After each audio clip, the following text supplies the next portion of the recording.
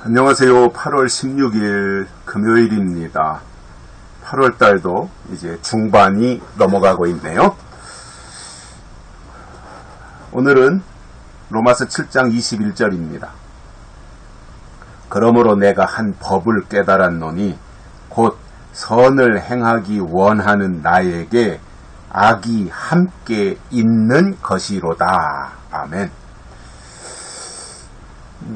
바울 속에 언제나 선을 행하기 원하는 마음이 있을 뿐만 아니라 악이 함께 있었다라는 거예요.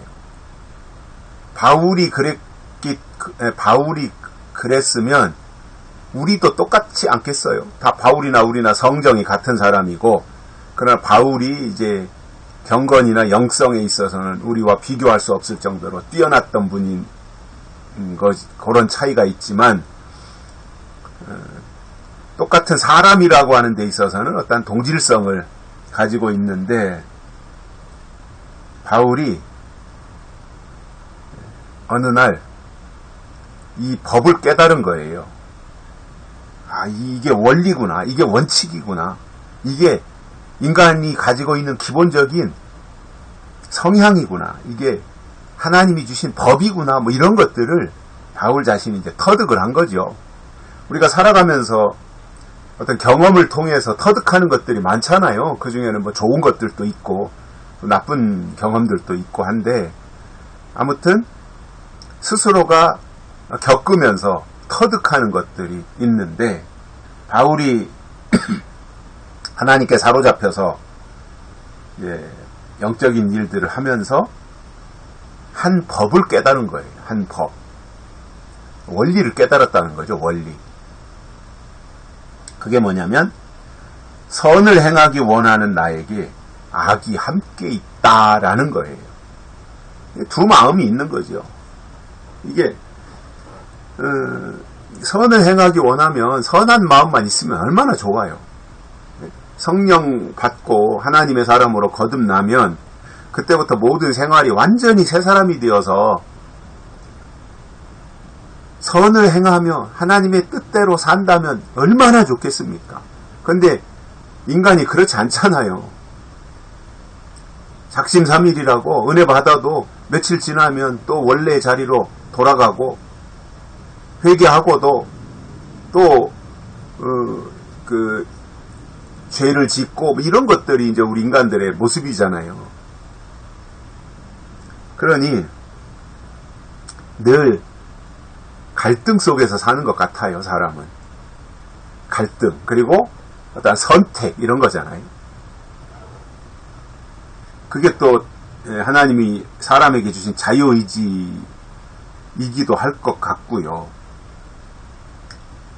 그러나 아무튼 우리가 이 땅에 태어나서 하나님이 보내셔서 이 세상에 태어나 살고 있는 입장에서 볼 때, 저나 또 우리의 이 유튜브 방송을 들으시는 큐티에 동참하고 계시는 모든 분들이 아마 거의 비슷할 텐데, 나이도 어느 정도 들고, 일단 세상에 대한 기대나 미련도 어느 정도 이제 내려놓고 포기도 하고, 이제 하나님의 사람으로 믿음으로 확실하게 살아야 되겠다라고 하는 생각들을 가지게 되잖아요. 어떤 신앙의 연륜이라든가 이런 것들이 쌓이면서. 그래서 되도록이면 어떤 세상에 대한 기대나 또는 세상으로 나가고 싶은 어떤 유혹, 이런 것들도 뭐 쉽게 뿌리칠 수도 있는 어느 정도의 그 연륜을 가지게 되면 다 하나님의 뜻대로 선한 방법으로 살고 싶어하는 마음들이 다 있잖아요. 기본적으로. 그런데 그 마음만 있다면은 얼마나 좋겠습니까마는 또 다른 마음이 하나 또 있더라는 거죠. 선을 행하기 원하는 나에게 악이 함께 있다라는 거예요. 악이 함께 있다. 그러니 이것을 극복해내기가 어려운 이유가 뭐냐면 우리가 육신을 가지고 있는 동안, 이 세상에 사는 날 동안 어쩔 수 없이 육신의 소욕이 더 커요. 육신의 욕구, 육신의 욕망, 또 육신적으로 누리고 싶은 어떠한 것들이 늘 우리 생각과 마음 속에 머물러 있는 거잖아요. 그러다 보니 선한 마음과 악한 마음이 공존하고 있는 거죠. 우리 속에. 그렇게 하나 기도할 때는 그러면 안 되지. 다 용서해야지. 다 사랑해야지. 하다가도 문득 어느 순간이 되면 아무개에 대한 미운 마음이 솟구쳐 올라오잖아요. 증오에 가까운 그러한 미움들이 막 솟아오를 때는 그것도 자기 마음이 아닌 거죠. 어제 말씀한 것대로 본다면 내 속에 거하는 죄가, 그 죄성이 이제 용솟음 치는 거잖아요. 그리고는 또 시간이 지나면 아이고 내가 또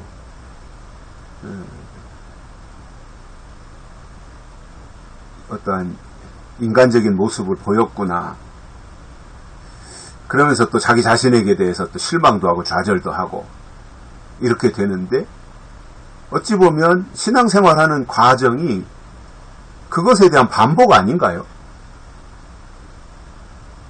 충만했다가 또 낙심하고 좌절하고 절망했다가 어느 순간 또 뭐 기회가 되면 그거 가지고 또 다시 뉘우치고 회개도 하고 하나님의 뜻대로 살겠다고 다시 결심하고, 또 얼마 시간 지나 어떤 환경을 만나면 그것이 다시 무너져 내리기도 하고, 이것의 반복인데, 사실상 그러한 과정, 세상 사람들은 뭐 그런 과정이 거의 없겠지만 하나님의 사람이기 때문에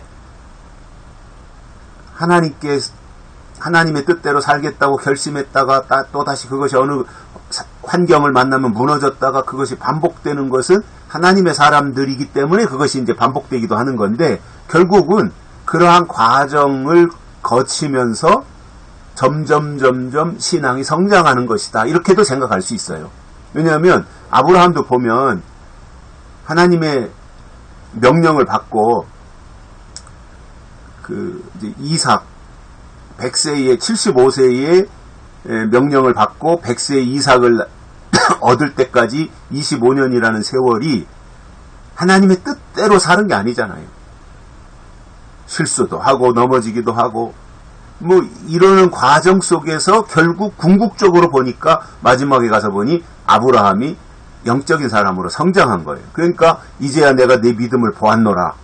이삭을 모리아산에 제물로 바치라고 할 때 순종한 아브라함, 그리고 진짜로 이삭의 목에다 칼을 들이대고 이삭을 제물로 바치려고 했던 그 모습을 하나님이 보시고 이제야 내가 네 믿음을 보았노라. 아브라함에게 이렇게 말씀하신 것처럼, 그러니까 끝에 가서 승리하고 보니까 그 모든 과정은 성장으로 향하는 지름길이었더라. 이것을 발견하게 되는 거죠.